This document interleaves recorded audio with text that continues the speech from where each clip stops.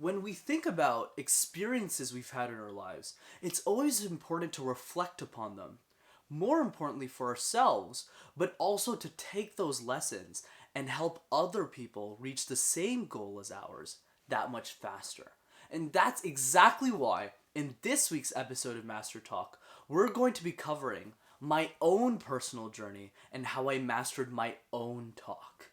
Hi everyone, I hope you're having a fantastic week. Brendan from Master Talk here, your go-to channel to mastering your talk. And today, we're covering the 3 key lessons I learned from my own public speaking journey that I want to share with you today. So let's get into it. Number 1, public speaking is a learned skill. It's not something you're born with, and I guarantee you, I wasn't either.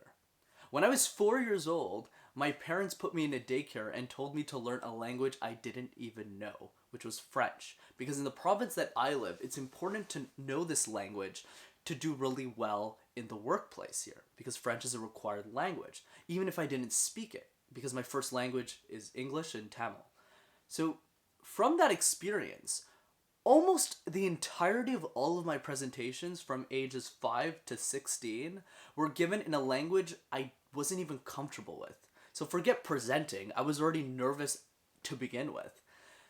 So what I'm saying here is since 90% of all my presentations for the first part of my life have always been a language that I wasn't even comfortable with, I still managed to figure out how to master my talk later on in university when I switched to English school and I got a bit more comfortable with my first language and I started to pick up public speaking.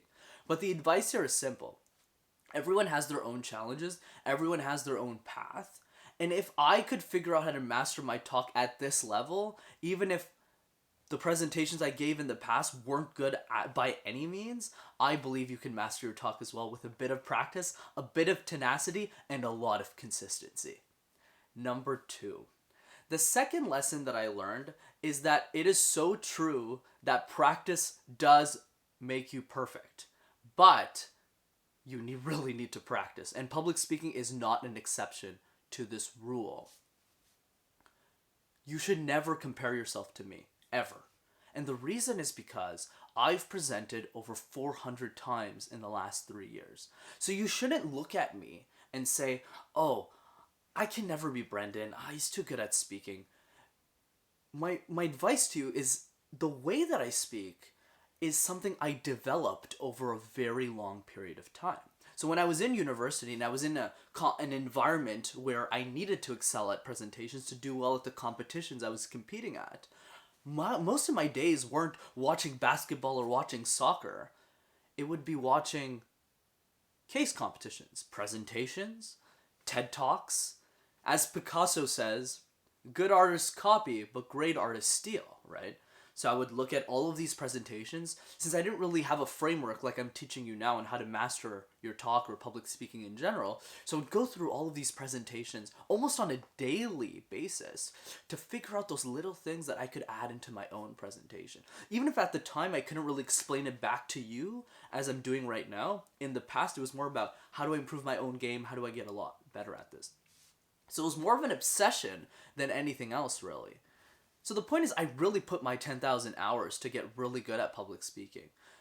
So the point of this tip is simply to tell you that in public speaking, especially in this context with this channel and these tips that are provided to you, you're gonna become what you consistently practice in this case, but you'll be able to get there a lot faster than me on an average basis because you have the framework.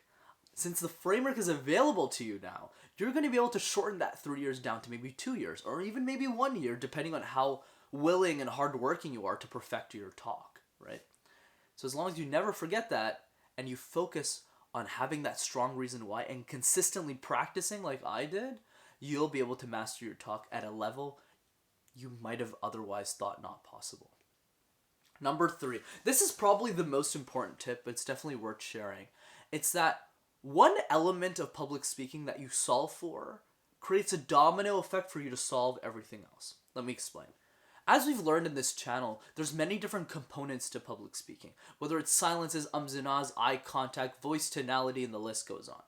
But as you slowly master each and every single one of them and you celebrate the win, it increases the confidence you have as a speaker. So in my case, the biggest challenges I had as a speaker was silences, because I would always and all the time, right?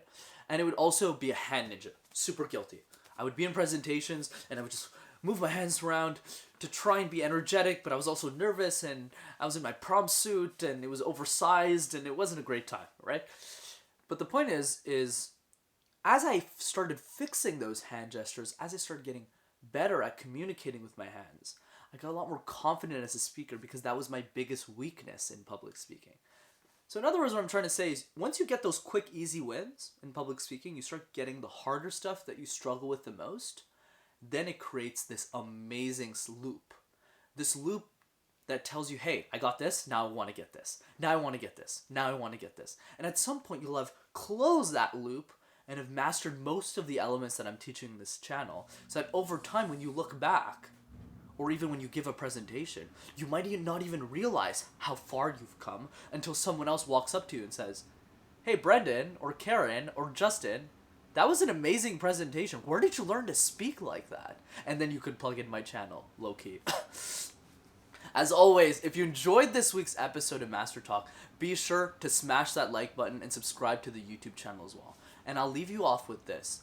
As you've seen throughout my experience as a speaker, it's a journey, it's a process. And as long as you're excited about it and you have a strong reason why you want to do it, which in my case is winning competitions, you'll be able to pitch better, raise more money for charity, and especially if you're a purpose-driven individual, create the impact that you want to make with the amazing ideas I'm sure you already have.